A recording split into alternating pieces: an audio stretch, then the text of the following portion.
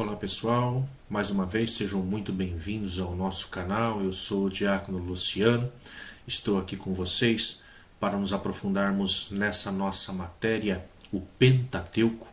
E hoje, como proposto já no nosso último encontro, estaremos falando sobre o livro do Gênesis. Então, a você que ainda não se inscreveu no nosso canal, se quer nos acompanhar, se inscreva também, toque aí o sininho para que assim todas as vezes que nós fizermos uma nova postagem, as nossas postagens geralmente são semanais, você recebe, a cada novo encontro você vai estar recebendo. Aqueles que estão chegando agora, se quiserem ver os encontros passados, é só procurar ali nos nossos últimos encontros, né? Clicando aí nas informações da nossa página, você vai encontrar os nossos últimos e os primeiros encontros que nós tivemos. Então, junte-se a nós, sem mais delonga, vamos ao livro do Gênesis.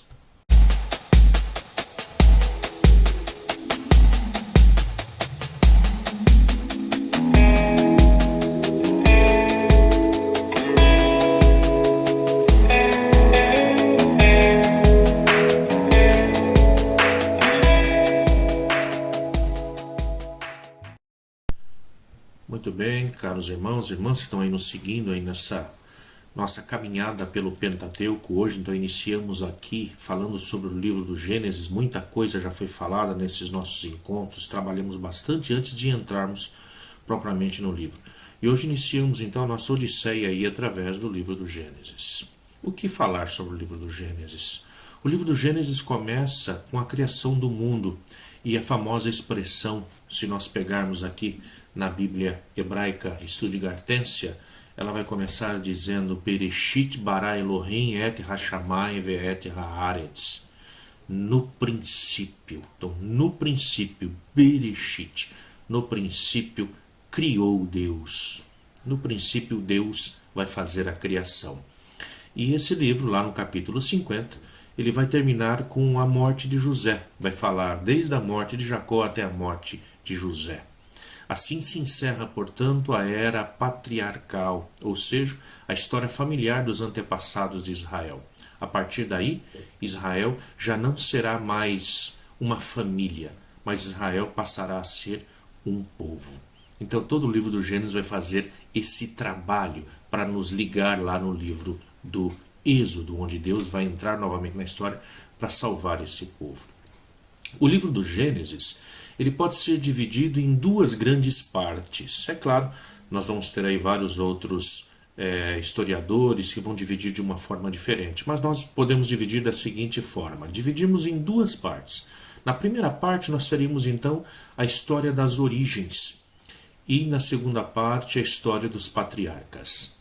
Dentro da história das origens nós temos duas divisões, da criação até o pecado original. E aí nós podemos pegar aí o capítulo 1 ao capítulo 3. Então Deus cria, temos todo o desenrolar dessa criação no capítulo 1 e no capítulo 2, e nós iríamos até o pecado original lá no capítulo 3. E depois, de Adão até Abraão. Então isso se tratando das origens. Então, de Adão até Abraão, no capítulo 4 até o capítulo 11. Aí, portanto, nós teríamos aí toda a trajetória mítica dentro do livro do Gênesis. Então, toda a história das origens. E a história dos patriarcas, ela se desenrola a partir daí, então. Poderíamos dividir essa história dos patriarcas também em 3 subtítulos.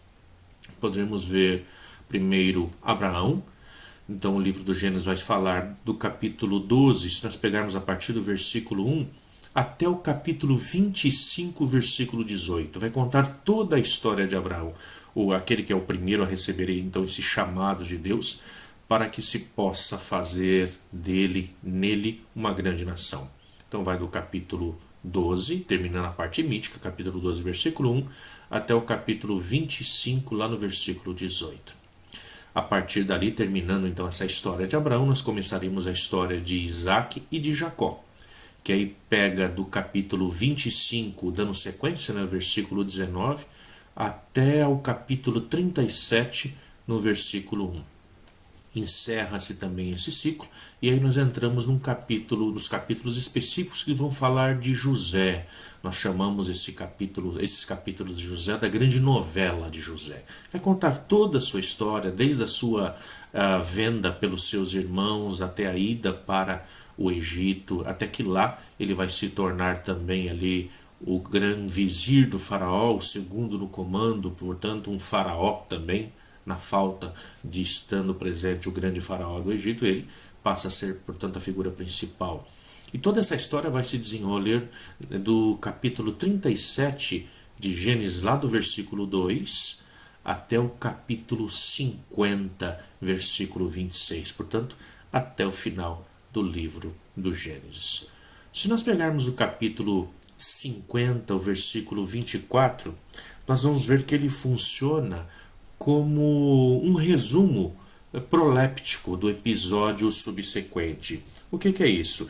Ele é um resuminho que vai antecipar o que virá no capítulo seguinte. É um versículo que nós podemos dizer assim que faz uma ponte, uma união entre o livro do Gênesis e o livro do Êxodo, dando uma sequência lógica para que depois nós possamos continuar dentro do livro do Êxodo como uma continuação dessa história que passa a ser contada em Gênesis, ou seja, liga-se à criação na história da salvação. Muito bem. O leitor do Gênesis, certamente, ele se surpreende ao ver que Deus, tendo criado o universo, lá em Gênesis capítulo 1, versículo 1 até o capítulo 2, versículo 4, e parece começar tudo de novo quando nós chegamos no capítulo 2, né? Quem nunca se surpreendeu com isso? Às vezes a gente pega a nossa Bíblia na mão e fala, vou começar a ler desde o começo. E a gente pega lá o capítulo 1, estamos lendo o capítulo 1, relata toda a história da criação, como Deus faz o universo, como Deus separa as águas da terra seca, como que ele separa a luz da escuridão, como que ele cria homem e mulher, a sua imagem e semelhança, uma história tão bonita. E aí a gente fala, agora o capítulo 2 eu vou deixar para ler no dia seguinte. E quando a gente chega no dia seguinte, e vamos pegar o capítulo 2, a partir do versículo 4, e a gente vê que a história parece estar sendo contada de novo, e dessa vez de uma forma diferente. Então muitas vezes nos fica a pergunta, será que Deus criou o mundo duas vezes, né? Porque a história parece começar novamente.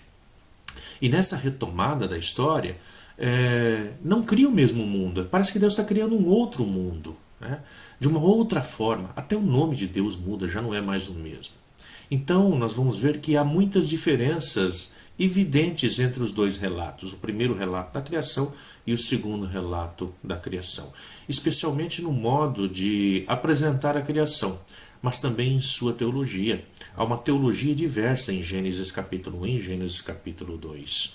O próprio nome de Deus, como nós falamos, ele vai mudar. Se em Gênesis capítulo 1 nós temos um Deus que é chamado pelo nome de Adonai, escrito com o tetragrama sagrado, Yud, Rei, Vav, Rei, que aí simboliza, portanto, o nome de Deus.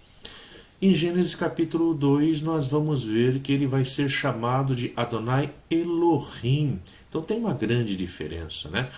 No capítulo 1 vai estar sendo chamado somente de Elohim. E no capítulo 2, sim, vai estar sendo chamado aí de Adonai Elohim. Então leva o tetragrama sagrado. No capítulo 1, na verdade, vai ser chamado somente de Elohim.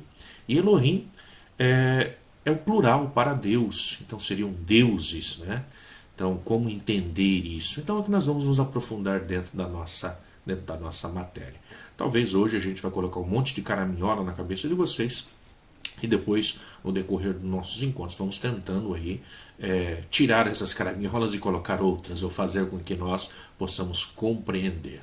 Volto a dizer para vocês, os livros da Bíblia, nós não podemos lê-los simplesmente como história verídica, história dos fatos, mas sim como história de fé.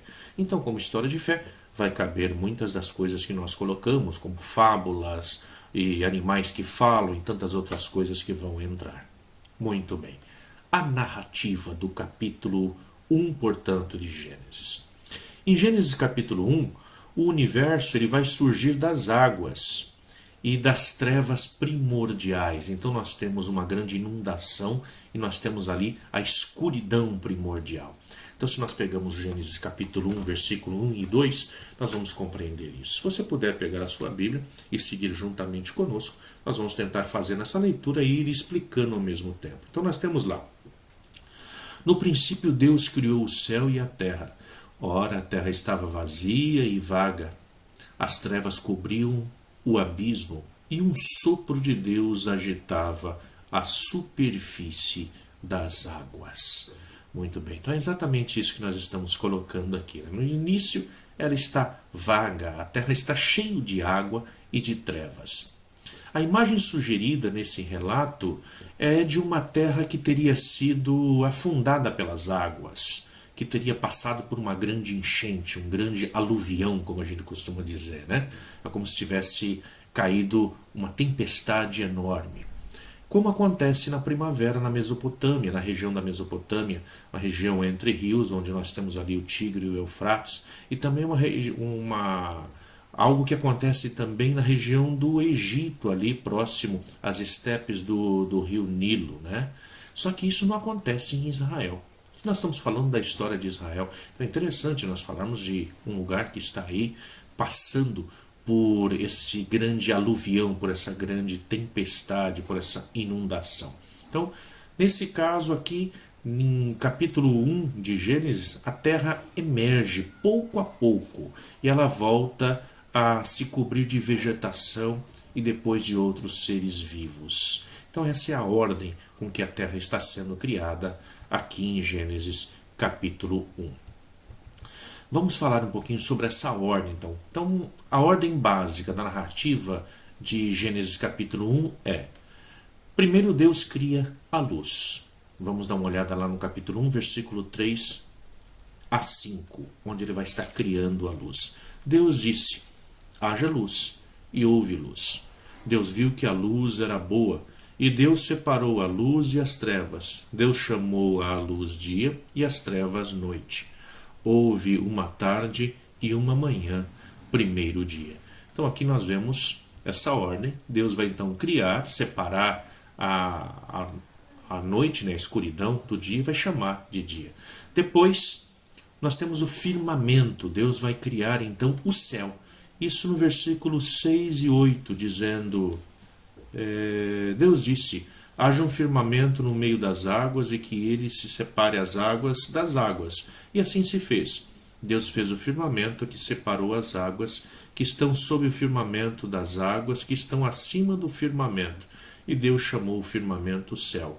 Houve uma tarde e uma manhã, segundo dia. E depois que ele faz surgir então depois das águas a terra e crescer as plantas. Então, desde o versículo 9 até o 13, nós vamos ver algo assim. Disse Deus que as águas que estão sob o céu se reúnam sobre um só lugar e que apareça o continente, e assim se fez. Deus chamou o continente terra e a massa das águas mares, e Deus viu que isso era bom. Deus disse que a terra verdeje de verduras, ervas que deem sementes e árvores frutíferas que deem sobre a terra, segundo sua espécie, frutos contendo suas sementes. E assim se fez. A terra produziu verduras, ervas que dão sementes, segundo sua espécie, árvores que dão segundo sua espécie, frutos contendo sua semente. E Deus viu que era bom. Houve uma tarde, uma manhã, terceiro dia. Depois, nesse processo, nós vemos que Deus interrompe o processo da criação da natureza, porque Deus vai criar os astros. Então, ao criar os astros, nós estamos lá do capítulo 14 ao 19, Deus disse que haja luzeiros no firmamento do céu para separar o dia da noite, que eles sirvam de sinais, tanto para as festas quanto para os dias e os anos, que sejam luzeiros no firmamento do céu para iluminar a terra. E assim se fez. Deus fez os dois luzeiros maiores, o grande luzeiro com o poder do dia e o pequeno luzeiro com o poder da noite e as estrelas. Deus os colocou no firmamento do céu para iluminar a terra, para comandar o dia e a noite, para separar a luz e as trevas. E Deus viu que tudo isso era bom. Houve uma tarde, uma manhã, o quarto dia.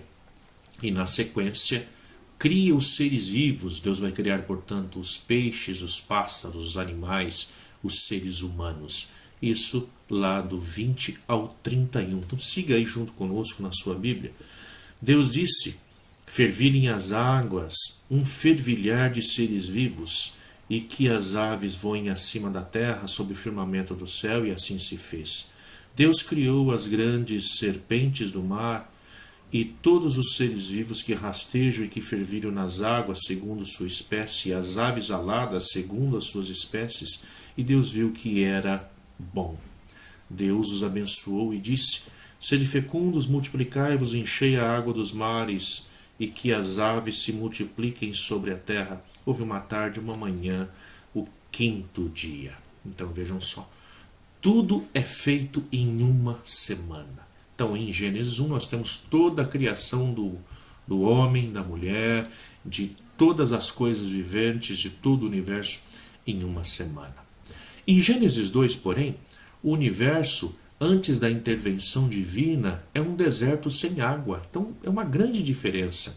Quando nós pegamos lá no versículo 4b do capítulo 2, vai estar escrito: no tempo em que o Senhor Deus fez a terra e o céu, não havia ainda nenhum arbusto dos campos sobre a terra, e nenhuma erva dos campos tinha ainda crescido, porque o Senhor Deus não tinha feito chover sobre a terra, e não havia homem para cultivar o solo.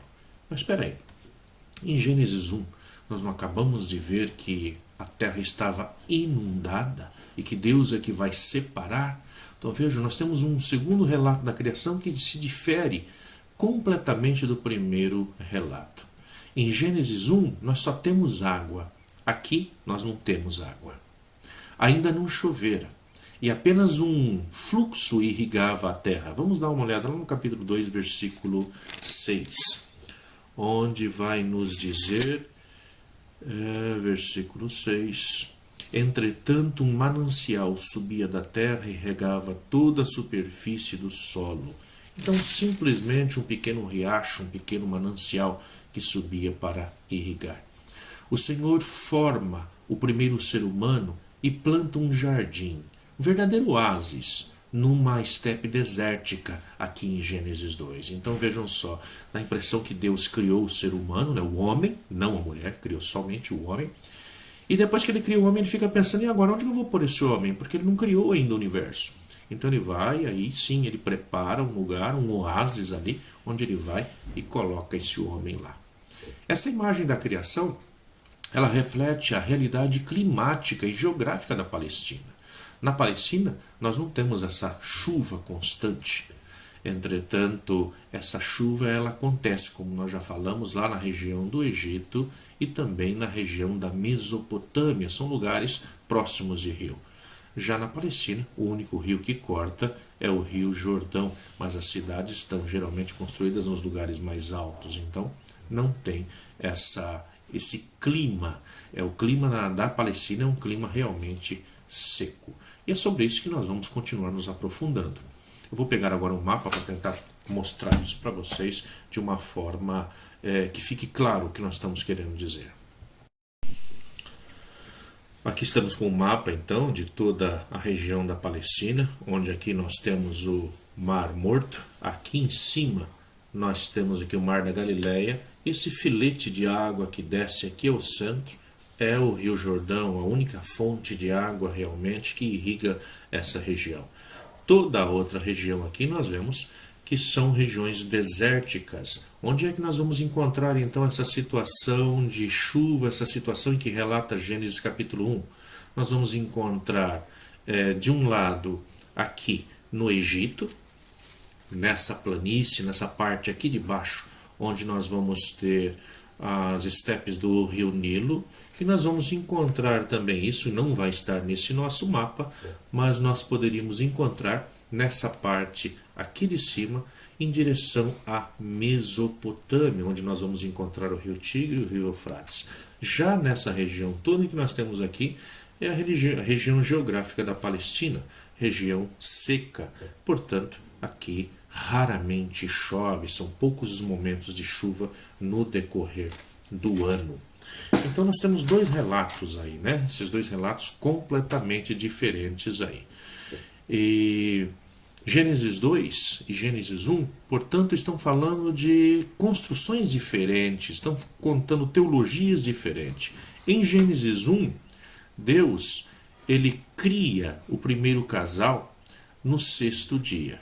Isso nós vimos lá no capítulo 1, no versículo 26 e 27. Enquanto que em Gênesis 2 ele cria o primeiro homem, primeiro Adão, o homem só. Lá no capítulo 2, versículo 7. E depois, enfim, só lá no versículo 22 é que ele vai então criar a mulher. É a partir disso que nós vamos então nos aproximar. Porque em Gênesis 2, o universo, ele vai nascer então dessa terra seca, porque ainda não tinha chovido, Deus não tinha feito ainda chover lá. Então nós temos uma criação que vai falar exatamente de um lugar diferente onde a criação está acontecendo. Aqui nós podemos falar, portanto, de dois gêneros literários diferentes, nós podemos falar de duas fontes literárias diferentes. Nós podemos dizer aqui que Gênesis capítulo 1 pertence, como nós falamos nos nossos últimos encontros aí, né? Falamos sobre aquelas nossas teorias das fontes existentes,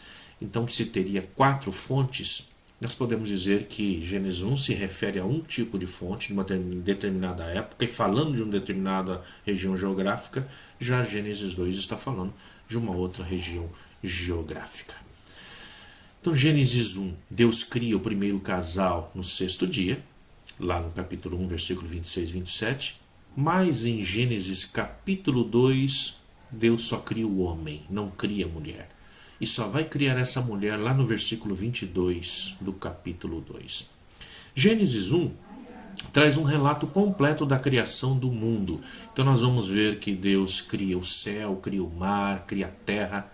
Ao passo que em Gênesis 2 não fala da criação do céu e do mar, nem menciona os astros, pois enfoca apenas a terra e os seres vivos que a habitam. Não fala das outras coisas criadas. Segundo Gênesis 1, versículo 11, Deus faz surgir plantas sobre toda a terra, sem nenhuma distinção.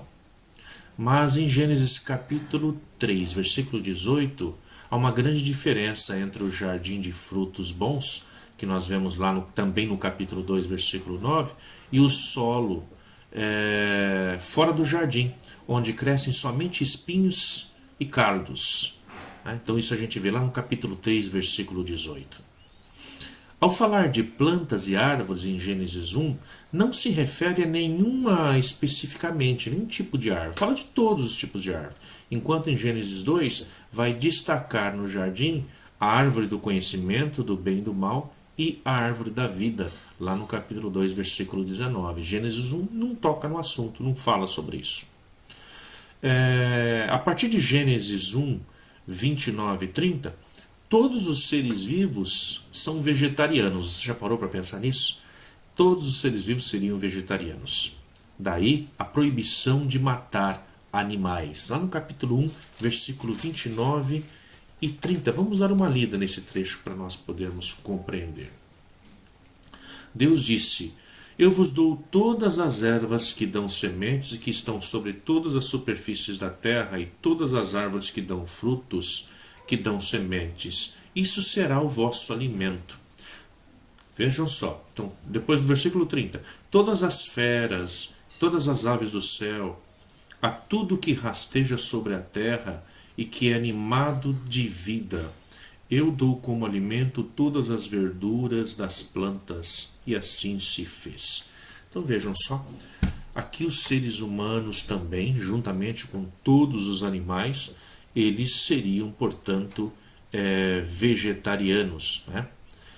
E isso só vai mudar lá no capítulo 9, só após o dilúvio. Quando nós chegamos lá no capítulo 9, versículo 2 e 3, então Deus vai tirar essa proibição de matar animais e vai se dizer assim, lá no versículo 3: Tudo que se move e possui vida vos servirá de alimento, tudo isso eu vos dou, como vos dei a verdura das plantas. Então aqui Deus parece que ter mudado de ideia e ter dito ao ser humano que a partir de então eles podem comer os animais. Então antes disso não se teria matado animais sob a superfície da terra, né?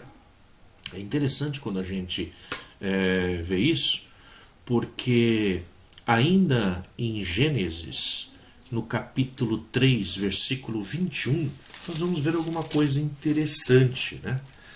No 3, 21. Deixa eu pegar aqui para que nós possamos ler juntos. Versículo 21. O Senhor Deus fez para o homem e sua mulher túnicas de pele e os vestiu. Ora, se fez túnica de pele para vesti-los, então provavelmente algum animal já teria sido morto para que isso acontecesse, para que pudesse se cobrir o homem e mulher com essas vestiduras de pele, né? Logo, houve morte de animais sim antes disso. Por que nós estamos apresentando isso? Para que vocês possam perceber as diferenças entre um texto e o outro. E aí muitas vezes quando nós lemos a Bíblia de uma forma que nós dizemos assim, não, a Bíblia é histórico, nós vamos ver que os textos se chocam. É como se um texto contradizesse o outro. E não é essa a questão que nós levantamos aqui. O que nós levantamos aqui é exatamente que se trata de uma história de fé. E aí nós vamos compreender no decorrer desse nosso encontro o porquê disso. Tá? Então nós vamos fazer um breve comercial e daqui a pouquinho nós voltamos para tentar nos aprofundar sobre isso.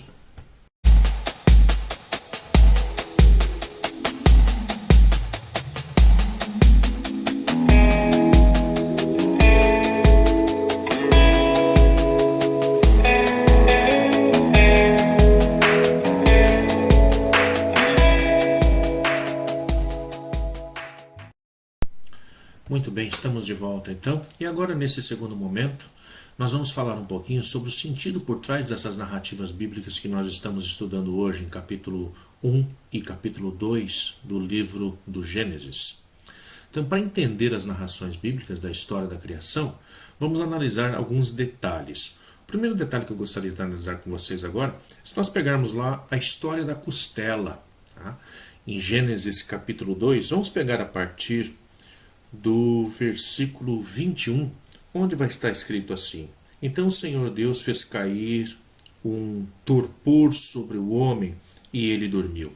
O Senhor Deus fez cair um grande sono e fez com que o homem dormisse. Tomou uma de suas costelas e fez crescer carne em seu lugar. Depois da costela tirada do homem, o Senhor Deus modelou uma mulher e a trouxe ao homem. Então nós temos aqui a narrativa em que a mulher ela é modelada a partir da costela do homem. Essa narrativa ela tem o objetivo de dizer que o homem e a mulher são seres da mesma natureza. Isso já era uma afirmação ousada para aquela cultura daquela época. E aqui nós vamos ver que no capítulo 2, primeiro Deus cria o homem. Só que lá no capítulo 1, Deus já havia criado homem e mulher à sua imagem e semelhança. Então qual a diferença? Por que aqui nós estamos tendo um outro relato agora? Um outro relato é exatamente porque parte agora de uma outra fonte, de um outro tempo. O que na verdade nós temos, Gênesis capítulo 2, ele é a primeira história da criação que foi criada, enquanto que Gênesis capítulo 1 foi a segunda a ser criada. A do capítulo 1, nós podemos dizer que é algo sacerdotal, da linhagem sacerdotal, porque é algo que foi construído essa história durante o tempo em que o povo estava no cativeiro na Babilônia ou após o cativeiro na Babilônia. Isso foi colocado, portanto, em primeiro plano. Só que esse Gênesis capítulo 2 seria uma história mais antiga ainda, uma história, podemos dizer, já vista, uma história lá escrita por volta do tempo do reinado do rei Salomão. Então, dois tempos diferentes. A condição da mulher, o estado da mulher num determinado tempo já mudou para o outro. Por exemplo, se nós pegamos isso na nossa própria história, a história do Brasil, nós vamos pegar a história das mulheres, como que tem o reconhecimento das mulheres dentro da nossa história. Se nós fôssemos falar sobre como a mulher era vista lá na época do Império e como que a mulher foi conquistando seus espaços, embora ainda falte muito a ser conquistado, mas como ela foi conquistando seus espaços até o dia de hoje, a condição da mulher mudou. Então, se nós formos ler um texto falado, narrado sobre uma mulher nos dias de hoje e lermos um texto lá da época de Dom Pedro, falando sobre a mulher, nós vamos ver a grande diferença. Lá as mulheres não tinham nem voz, não podiam nem votar na época das eleições. Hoje as mulheres já votam, as mulheres já trabalham, já fazem os mesmos trabalhos que os homens, embora ainda não sejam valorizadas principalmente economicamente por isso. Mas nós vamos vendo essa diferença. Aqui também nós vamos vendo esse texto dessa forma. Então, a evolução do texto. São dois textos, portanto, de épocas diferentes, escritos a partir de um olhar diferente, a partir de fontes diferentes. Então, nós teremos a fonte sacerdotal e a fonte aí já vista. Então, diferentemente colocado a mesma história em dois tempos da história diferentes. Também nós poderíamos pegar aqui um texto em Gênesis capítulo 1, versículo 14, que fala sobre a criação dos astros, né? Gênesis capítulo 2 não vai trabalhar com isso, mas em capítulo 1 vai trabalhar com isso, vai falar sobre os astros, fala sobre o sol, sobre as estrelas, sobre a lua. Os astros, lá na Babilônia, eles eram, e não somente lá, mas também no Egito e muitas outras culturas, eles eram divinizados. Então eram divinizados por muitos povos. Nós conhecemos aí muitos povos que falam sempre sobre o Deus Sol, a deusa Lua. Também na Babilônia, o Deus Sol era conhecido como o grande deus Marduk. A Lua era conhecida como a deusa Sim. Então aqui nós temos a criação dos astros, né? Então vai se citar aqui dizendo que é o nosso Deus quem cria esses astros. O agiógrafo, aquele que vai pegar todos os textos depois e colocar junto, quer dizer, com a narrativa da criação dos astros, que eles são apenas criaturas de Deus. É isso que o geógrafo quer nos dizer. A criação dos astros nos mostra que tanto a lua, como as estrelas, como o sol, não são deuses, mas são criaturas do nosso Deus. Tanto que o chama de faróis, embora já soubesse os nomes nessa época de que eram dados a cada um dos astros, ele vai chamá-los de faróis. Deus os colocou lá no alto para separar a noite do dia e para fazer o calendário. Então essa é a afirmação que vai ser dada. Então imaginem vocês, Gênesis capítulo 1 está sendo escrito lá durante o tempo em que o povo está no cativeiro. Muitas das pessoas estão mudando de religião, estão deixando a sua história, estão deixando o Deus verdadeiro para se converterem a um outro Deus, o Deus Marduk, o Deus dos babilônios, que é o Deus Sol. E então lá, aqueles que estão juntos, a classe sacerdotal, a classe de sacerdotes, começa a reescrever a história, vai reescrever o livro do Gênesis, exatamente dizendo que quem criou os deuses, ou melhor, quem criou os astros que os babilônios chamavam de deuses, foi o Deus de Israel. Dessa forma, se vocês ou se eles achavam que os astros eram deuses, então seriam deusinhos, pequenas coisas, porque o nosso Deus, o Deus de Israel, seria o maior Deus então, e não existiria um outro Deus próximo deles. Então é um pouquinho do significado que está por trás dessa narrativa. Em Gênesis capítulo 1, versículo 26, nós temos a criação do homem. Nesse ponto, a narrativa bíblica muda a reflexão do verbo e fala na primeira pessoa do plural e vai dizer, façamos o homem. Então, quem faz? Nós façamos imagem e semelhança. A relação que os antigos faziam entre a imagem e a própria pessoa era tão viva que era tida como se fosse a pessoa mesma. Então o fato de dizer que o homem é a imagem de Deus é o mesmo que dizer que o homem é a representação de Deus aqui no mundo. A semelhança já, de um outro lado, para dizer que não é a mesma coisa, mas que também não é outro Deus. De que modo o homem representa então Deus no mundo? É a pergunta que nós poderíamos fazer hoje. Qual é? De que modo que o homem vai representar a Deus então no mundo? Ele representa Deus no mundo em seu espírito. É o que distingue o homem do restante do universo.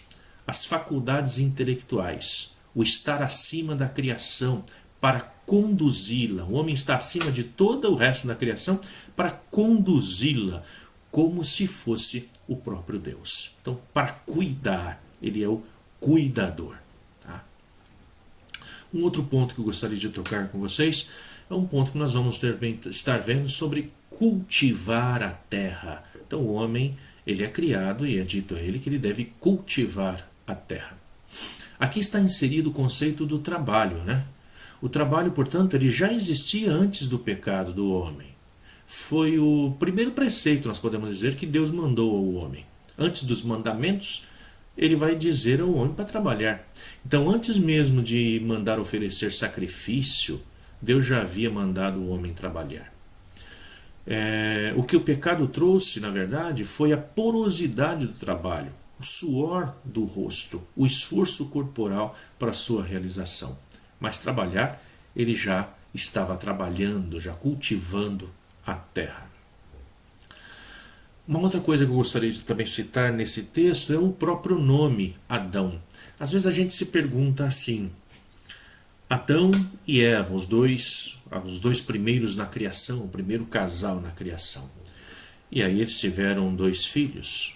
Um dos filhos comete o primeiro fratricídio da história, mata seu irmão, Caim mata Abel, foge e se casa. Se ele matou o irmão, fugiu e se casou com quem? Ele escolheu um dos animais para se casar? O que deu origem então a todas as outras pessoas? Vamos compreender então um pouco isso ao compreendermos os nomes Adão e Eva. Quando nós pegamos o nome Adão, ele na verdade não se trata somente da designação de um ser singular, não somente de um homem. Significa um homem, sim, mas também significa toda a humanidade. Adam significa, portanto, a humanidade, esse é o significado. Assim também quando nós pegamos o nome Eva, que no hebraico nós dizemos Rava, tem um sentido coletivo, não tem um sentido único. Tá? Então, quando nós dizemos que Deus criou Adão, nós estamos dizendo que Deus criou a humanidade. Quando criou Rava, criou a vida. Rava significa também vida. Portanto, um coletivo aí. A distinção, então, aí de sexo não é apenas uma diferença apenas biológica necessária para a reprodução da espécie humana, mas também uma distinção ética. Corresponde ao relacionamento que deve haver entre ambos, entre homem e mulher. Esse relacionamento para que possa manter aí a criação. E aí, nesse caso, o que nós podemos dizer? Deus não criou somente um homem e uma mulher, ele criou a humanidade. Então, toda a humanidade foi criada. Também nós podemos falar sobre a inimizade entre homens e animais. Também não houve desde o início, mas com o pecado. É a partir do pecado que vai passar a existir, portanto, essa grande inimizade entre Deus e todos os animais. Uma outra questão interessante que entra dentro dos nossos textos, infelizmente não tem como nós trabalharmos tudo isso mais aprofundadamente, mas seria bom a gente citar um pouco deles, a questão da árvore da vida.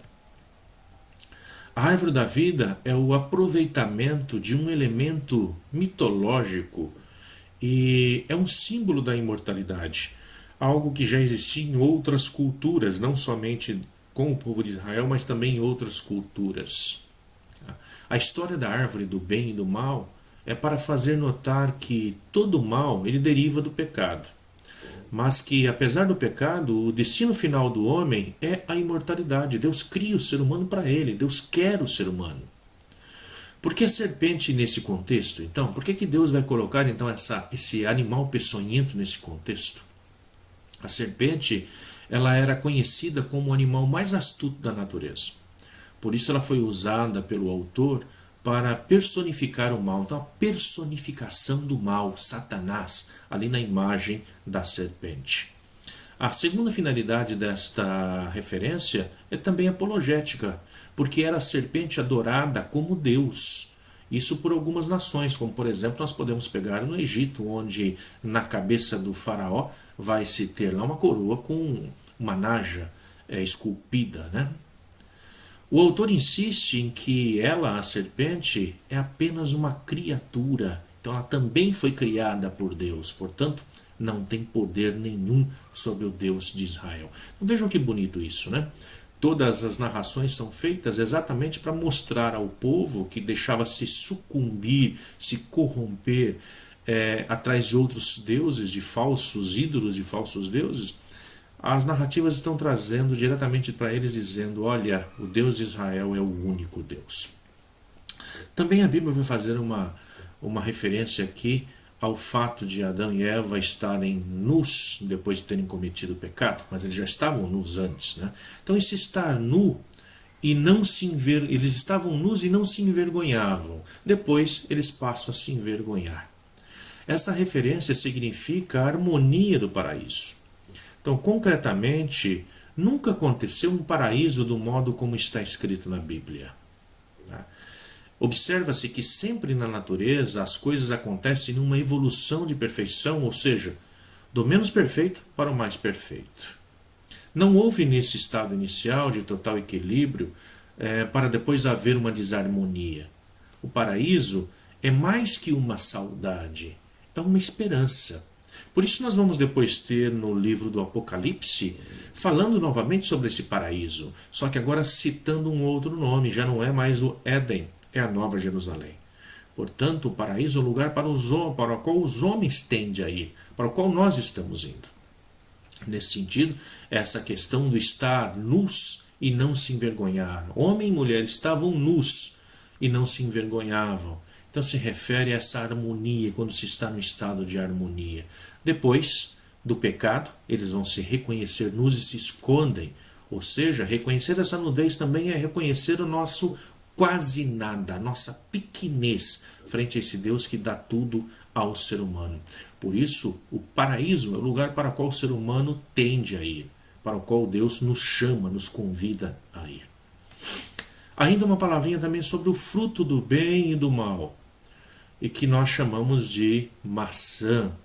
Olha, o fruto do bem e do mal nada tem a ver com maçã. A maçã nunca foi tida como a fruta, o fruto do bem e do mal para o povo de Israel. Essa associação com a maçã, ela tem origem cultural bem mais antiga, mas não é bíblica. Também não é apenas o conhecimento do bem e do mal que importa. Conhecer, o verbo conhecer no hebraico para os hebreus, tinha um sentido bem mais profundo e íntimo, uma relação sexual, uma relação com o próprio Deus, de conhecer, de estar unido, de estar no íntimo de Deus. E quando se fala isso relacionado ao homem e mulher, seria esse conhecimento mais profundo, de estarem tendo uma relação sexual com Ele. Isso no caso de marido e mulher. Não é um mero saber intelectual, mas o fato de ser árbitro entre o bem e o mal, de poder decidir entre o bem e o mal. Isso não aconteceu apenas naquela ocasião, mas acontece cada vez que o homem comete um pecado. Ou seja, nós não estamos não estamos pagando pelos pecados de Adão e Eva, nós estamos pagando pelos nossos pecados. Porque no pecado de Adão e Eva, da humanidade, está também cada um de nós com as nossas decisões. Quer dizer, o pecado acontece porque o homem inverte os valores e quer julgar por si próprio, ou segundo o seu parecer, o que é bem e o que é mal. Só Deus tem esse poder. Querendo se sobrepor a Deus, o homem erra, e então acontece aquela desordem que é apontada, portanto, no livro do Gênesis. Para não nos prolongarmos muito, vamos tentar chegar aqui. Sei que esse encontro de hoje está ficando bem longo. Vamos falar um pouquinho então sobre a teologia desse texto. A divindade que criou o mundo não tem o mesmo nome nas duas narrativas como nós vimos. Na primeira é chamado sistematicamente de Deus, Elohim. 35 vezes nós vamos encontrar isso em Gênesis capítulo 1. Na segunda, ele tem um nome duplo, Adonai Elohim. Adonai Elohim, ou Adonai Elohim.